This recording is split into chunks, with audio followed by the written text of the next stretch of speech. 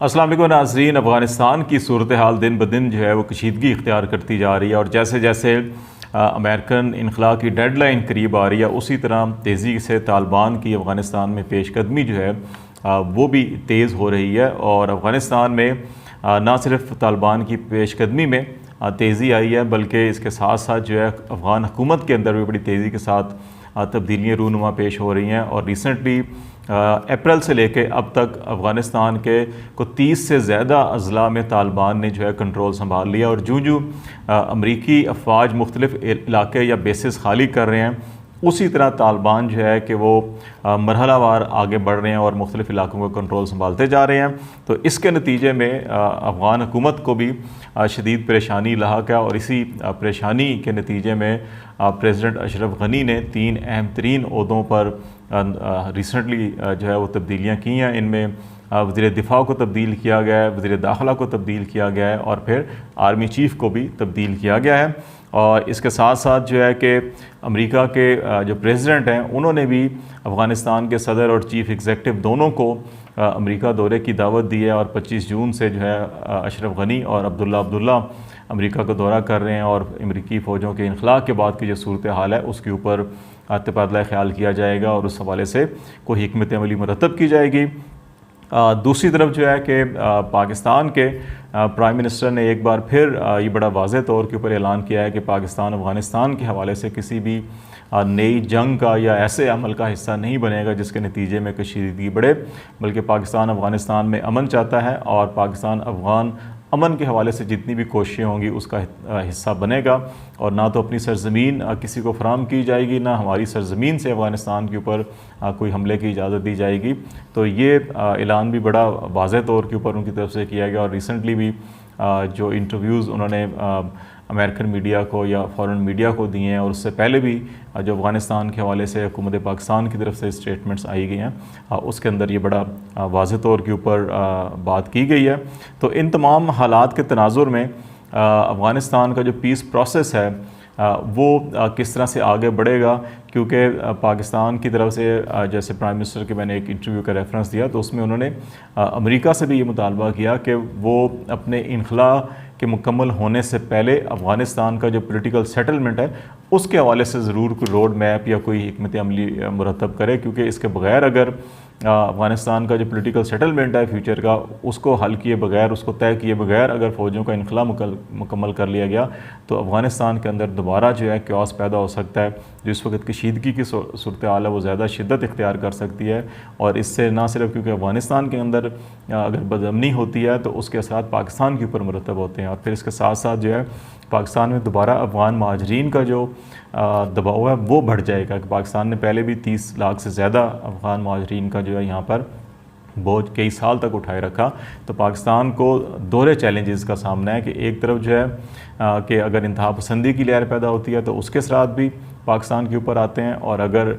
महाजरीन की तादाद बढ़ती है तो वो भी ज़्यादा पाकिस्तान की तरफ आएंगे तो उसका दबाव भी पाकिस्तान को उसको इक़्तिसादी, माशी और समाजी और माशरती दबाव की सूरत में बर्दाश्त करना पड़ेगा। तो इसलिए पाकिस्तान अमेरिका के ऊपर ये दबाव डाल रहा है कि वो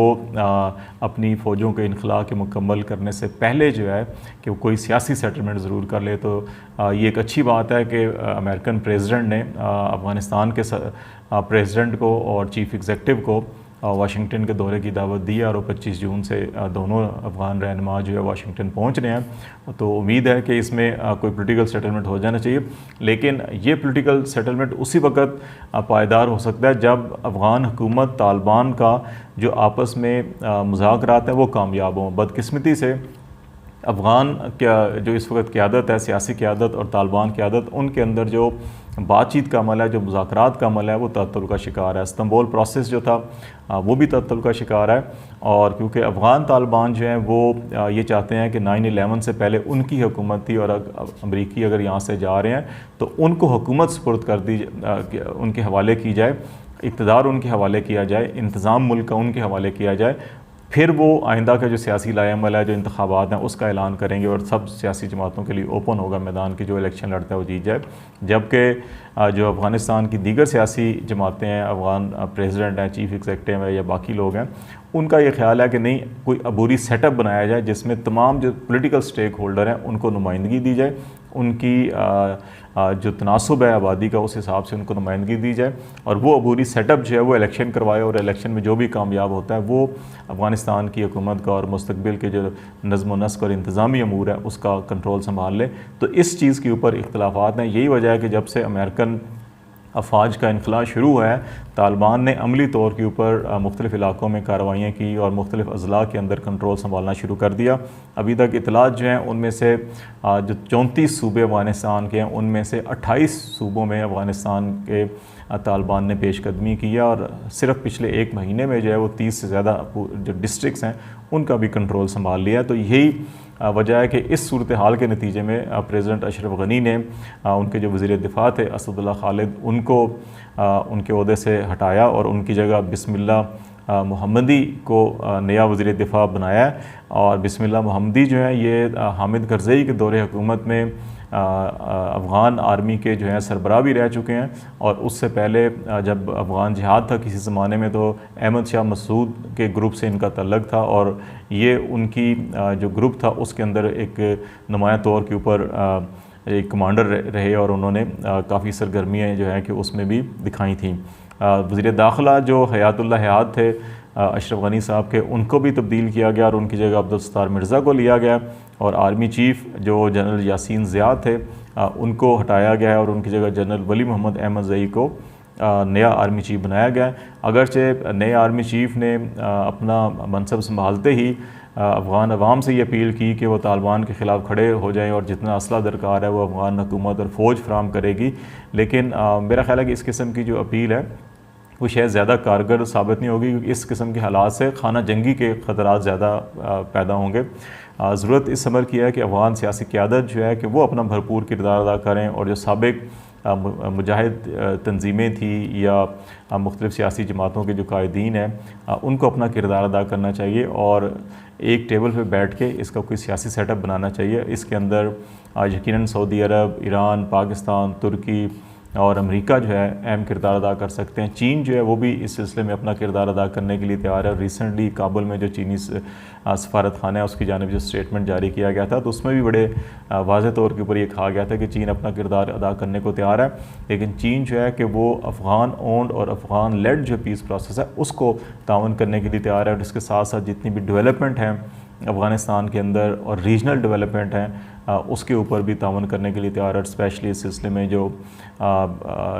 तुर्कमानिस्तान, अफ़गानिस्तान, पाकिस्तान जो गैस पाइपलाइन का मंसूबा है उसका रेफरेंस दिया गया और फिर कासा 1000 जो प्रोजेक्ट है बिजली का, पावर का, उसका हवाला भी दिया गया। तो ये खित्ते के सारे ममालिक अपना किरदार अदा करने के लिए तैयार हैं, लेकिन ये किरदार उसी वक्त ज़्यादा कारगर या मुफीद या नतीजा खेज़ साबित हो सकता है जब अफ़गान सियासी क़यादत एक टेबल पर बैठ कर बात करने के लिए तैयार हो। और अगर ऐसा ना हुआ तो फिर ये जो चाहे इस्तांबुल पीस प्रोसेस हो या कोई और प्रोसेस हो उसको जो है नुकसान होगा और अफ़गानिस्तान के अंदर खाना जंगी जो है कि वो बढ़ सकती है। तो इसलिए पाकिस्तान की क़यादत भी अमरीकी क़यादत पर दबाव डाल रही है कि वो अपने इनखला के मुकम्मल, अगरचे सितंबर की डेडलाइन दी गई है लेकिन जो नेटो कमांडर्स हैं उनका ये कहना है कि 10 जुलाई तक जो है कि फ़ौजों का इनखला मुकम्मल कर लिया जाएगा। तो इसलिए ये टाइम बहुत कम दिखाई देता है। तो ऐसे में अफ़गानिस्तान क़यादत की जानिब से कोई इश्तियाल अंगेज़ बयानात की बजाय अगर सियासी मफाहमत के ऊपर तवज्जो दी जाए तो शायद इसके नताइज निकल सकेंगे, क्योंकि अफ़गान जो कमांडर हैं और क़यादत के अहम एक रहनुमा हैं मुल्ला अब्दुल गनी बरादर, उन्होंने जो रिसेंटली एक स्टेटमेंट दिया उसमें उन्होंने कहा जी कि तालिबान जो है वो अफ़गानिस्तान में अफ़ाम व तफ़हीम के साथ आगे बढ़ना चाहते हैं और गैर सरकारी तंजीमों को, सफारतकारों को तहफ़्फ़ुज़ फ़राम करेंगे। इसके साथ साथ अगर इस्लाम उनको हुकूमत मिलती है तो इस्लामी निज़ाम का नफाज करेंगे, लेकिन ख़वातीन को और अक़लियतों को मुकम्मल तहफ़्फ़ुज़ फ़राम किया जाएगा, उनको मुकम्मल हकूक़ जो हैं फ़राम किए जाएंगे। जो भी अफ़गान रवायात हैं और इस्लामी इक़दार हैं उनके अंदर रहते हुए ख़वातीन के हकूक़ का तहफ़्फ़ुज़ और उनको ज़मानत दी जाएगी, अक़लियतों को तहफ़्फ़ुज़ की ज़मानत दी जाएगी। तो ये खुशाइंद बयान है। तो इसलिए इश्तियाल अंगेज़ बयानात की बजाय अफ़गान क़यादत की जानिब से भी अगर अफ़ाम व तफ़हीम से बात की जाए और एक पोलिटिकल सेटलमेंट निकाल लिया जाए तो उससे ना सिर्फ अफ़गानिस्तान का फ़ायदा होगा बल्कि इससे ख़ित्ते के दीगर ममालिक जो हैं और इलाकाई जो अमन है और तरक्की है उसको भी फ़ायदा होगा।